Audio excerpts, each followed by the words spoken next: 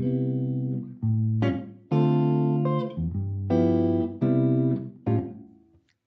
back to another video of BJCP Beer Reviews with Leo. My name is Leo, and today I'm going to be looking at Category 1B, American Lager, and for that I'm going to be looking at Corona Extra. So, uh, Corona Extra is an American Lager. You drink it out of a Pilsner glass, so we're going to pour it and give it a go. And in terms of the format for today, I'm going to be going through the directed NHC score sheet, and this is the score sheet that is used at the National Homebrew Competition. Um, it gives you a little bit more direction, as the name suggests, and then afterwards, at the end in the last analysis category overall, which is scored out of 10, I'm going to go and compare it against the BJCP guidelines for the category. Okay, so here's the pour.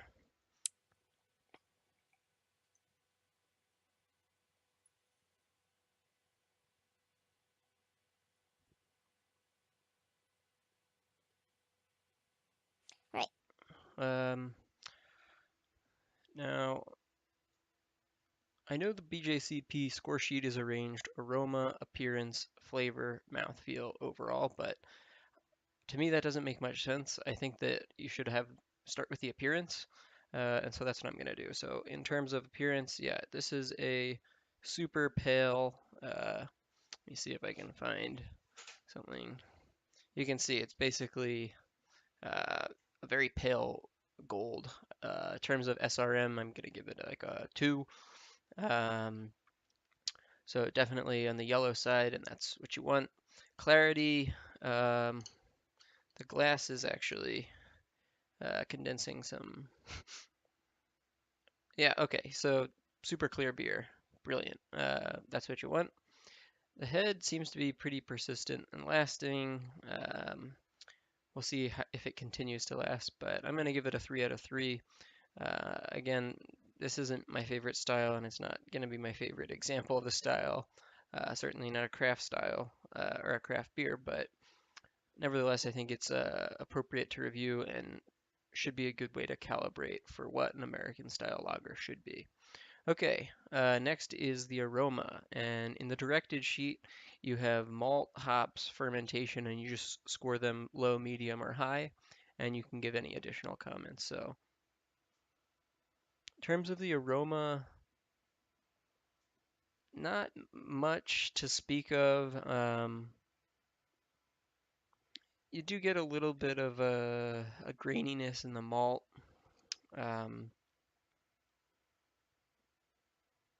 Yeah, not much in the way of hops, and in terms of the yeast profile, you're not getting anything in the nose, and I think that's all actually fine for the style. So when we get to overall, we'll kind of come back to that. But yeah, I guess I'd give it a low for all of malts, hops, and fermentation. I mean, hops it might even be none, and malts may be the one that stands out a little bit compared to the others. But again, very neutral overall. Um, you do get a little bit of a weird kind of, I don't, I guess it's maybe what I think of as skunky, um, but I don't know.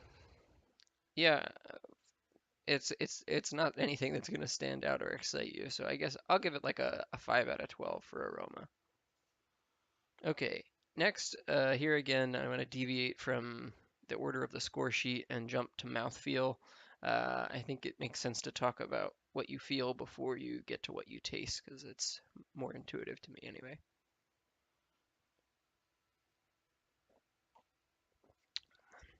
Okay, so the first aspect to describe in terms of mouthfeel is body. Very thin-bodied beer. It's almost a trope, I suppose, but yeah, this is like drinking water, and in fact, with the carbonation, it's a lot like drinking seltzer. On the directed score sheet, again, for body, you give it thin, medium, or full. falls into thin. Carbonation, uh, lower than I would expect. I think for an American lager, you want it to be pretty carbonated, and I've had certainly seltzers that are more carbonated than this. Warmth, this refers to alcoholic warmth. None of that. I looked it up. This beer comes in at 4.5%, so you wouldn't expect that, and it's fine for the style.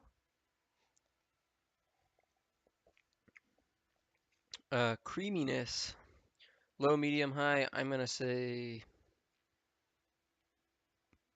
yeah, low to none. And then astringency.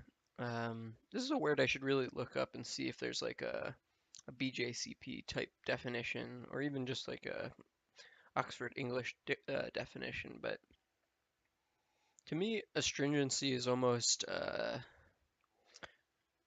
it's sort of like a a bitter mouthfeel, but it's not a bitter taste, but part of the mouthfeel. I think like tannins tend to impart astringency. I'm not getting any in this though, and I think, excuse me, again, I think that's fine for the style. The mouthfeel is nothing to get excited about. In terms of drinkability, I guess when you drink this beer, that's what you're going for. For that, I'll give it a 5 out of 5. Okay, now we get into flavor. Flavor is the most important part of the score sheet. It's out of 20 points, and um, it's broken down on the directed sheet into malt, hops, bitterness, fermentation, balance, and finish or aftertaste. So, um, yeah, somehow I think I get less malt than I did in the aroma, so I'm gonna go with none.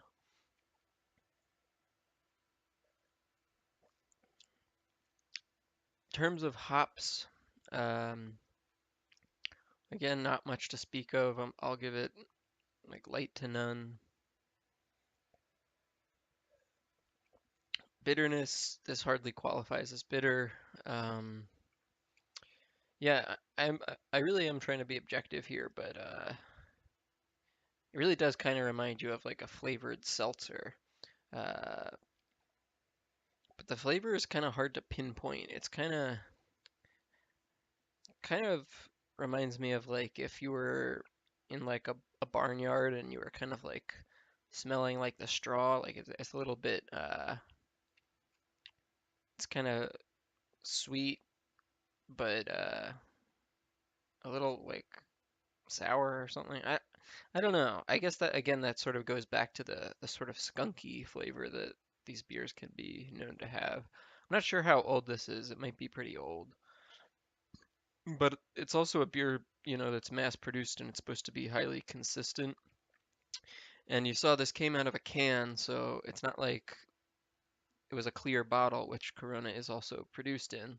Uh, that's kind of an interesting thing to note that if it were in a clear bottle, you might attribute the skunkiness to that. But to me, I'm getting it also in the can, which is solid aluminum or whatever. A balance between hoppy and malty, I guess it's in the middle. And the finish or aftertaste, it's on a spectrum from dry to sweet. I guess it kind of leans towards sweet. Uh, yeah, I'll say that. Yeah, and again, it kind of I guess thin in the body, which gives it kind of makes you think that it's a bit dry in the aftertaste, but it's actually sweet, but just really thin bodied.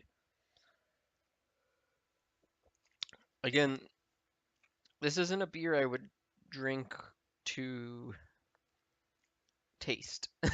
Um, so for the flavor, I'm not gonna give it a great rating. I think I'll give it a I don't know, 5 out of 20, I guess.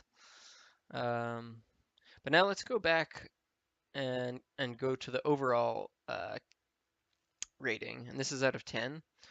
I think this is kind of close to a classic example. I would say maybe it has some flaws in that this does uh, strike me as something that's a bit skunked. In terms of flaws for style, maybe light struck would be the one that comes off, or maybe musty or oxidized. I think musty is maybe the one that kind of speaks to me. Kind of has a lingering taste that you don't really care for in the back, well after drinking it. And then wonderful versus lifeless, definitely closer to lifeless. So here again, I wouldn't give this a very high rating. Um, I don't know. I guess because it's a pretty good example of the style, I'll say like a 4 out of 10. Um, and now at this point in the video, I wanted to look at the BJCP style guidelines and see how this compares. So um, this is something else I also wanted to include is a sort of one sentence, excuse me, category description. Um, So an American lager should be very pale, highly carbonated, light-bodied, and well-attenuated lager with a neutral, no, not a neutral, sorry, a very neutral flavor profile and low bitterness. This beer is that in a nutshell. Except, no, sorry. It's very pale, it's very light-bodied, well-attenuated, meaning very little in the way of residual sugars. You do get some sweetness, but again, it drinks like water. If it were not well attenuated, you would expect more body. Very neutral flavor profile, but the one area I ding it is that it's not highly carbonated. I've definitely had many different styles that were more carbonated than this. I would say this falls into like medium carbonation. The appearance should be very pale straw to medium yellow, very pale. White frothy head seldom persists. That's accurate. Very clear, definitely. Aroma. Low to no malt aroma. Can be perceived as grainy, sweet, or corn-like if present. Yeah, I think I said low to no malt. I don't get much in the way of grain. I could see corn-like, perhaps. Um, and when I looked it up, it does say that they use non-malted cereals as their fourth ingredient, so perhaps they do have some kind of corn or something that's contributing to that. Mouthfeel low to medium low body and very highly carbonated with slight carbonic bite on the tongue. See, again, that's something I'm not really getting. Certainly low to medium body. Flavor relatively neutral palate with a crisp and dry finish. Moderately low to low grainy or corn-like flavor. Yeah, I've had, good German beers, good lagers, good craft American lagers, and this is none of those things. You get very little. I mean, certainly it's neutral, fairly crisp and dry. Well, maybe not crisp, but a dry finish. I'll give it that. Um, Hop flavor ranges from none to moderately low levels. Could have floral, spicy, or herbal. I think it's closer to none. Hop bitterness very low. Yeah, certainly this seems like it's a good example of the style. It's just not an exciting style. Um, and in the overall impression, part of I think in my understanding of the overall impression, you're supposed to be sort of balancing the stylistic accuracy and the drinking pleasure. And as a judge, you're supposed to be unbiased, but for me, the drinking pleasure is not really there. And despite my love of beer, I really don't like to drink solely to get drunk or buzzed or whatever. Um, I really enjoy beer when it's good. This is an all right example, but I think it certainly merits its rather poor score. I'm not even going to sum it up, but just kind of like eyeballing it, I would guess that it got less than 20 out of 50. According to the directed score sheet, yeah, that would put it in the fair grading. So, fair meaning off flavors, aromas, or major style deficiencies present. And I think that's fair. It's just not a great beer. Um, hopefully this wasn't boring. I do think it was useful to go through the directed NHC score sheet, and if I hadn't said this already, I'll make that available in the information below. I think it's a kind of nice way, especially for either judges who are going to be judging many things in a given day, or especially when you're first starting out, it gives you a lot more than just like a big blank area to fill out. I remember the first time I judged for a competition, I was a little bit lost, so having this direction is nice. I may keep using this, I may not. Um, I think it lengthened the video longer than it needed to be, especially for such a basic style, but it might ultimately be useful for some beers. So hope you enjoyed this. Keep watching, keep subscribing, and one other thing to note is I'm going to be starting a new series on this channel where I'm going to be doing smash beers. So as a home brewer, a smash beer is a single malt and single hop beer. And this is actually inspired by the Basic Brewing Radio podcast. Um, it's just a Pilsner malt extract batch, 1 gallon. I'm gonna make a 6 pack of beer, and I'm just gonna be adding one hop in a hop stand, and then maybe even dry hopping with it, just so that I can learn more about the hops and try and specifically develop my ability to describe hops in detail. Thanks for watching, and look forward to the next video. Take care, guys.